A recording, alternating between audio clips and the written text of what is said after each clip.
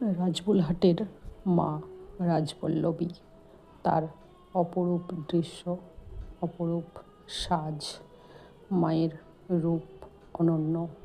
হঠাৎ করেই রাস পূর্ণিমার দিন মন্দিরে ঘুরতে যাওয়া।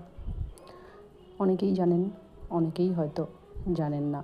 এটা হলো নাট মন্দির মায়ের, যেখানে সন্ধ্যাবেলায় কীর্তন হয়, নাম গান হয়।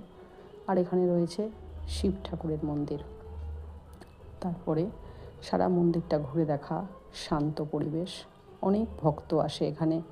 তবে এখানে রোজ ভোগ খাওয়ানো হয় মাত্র 40 টাকার বিনিময়ে।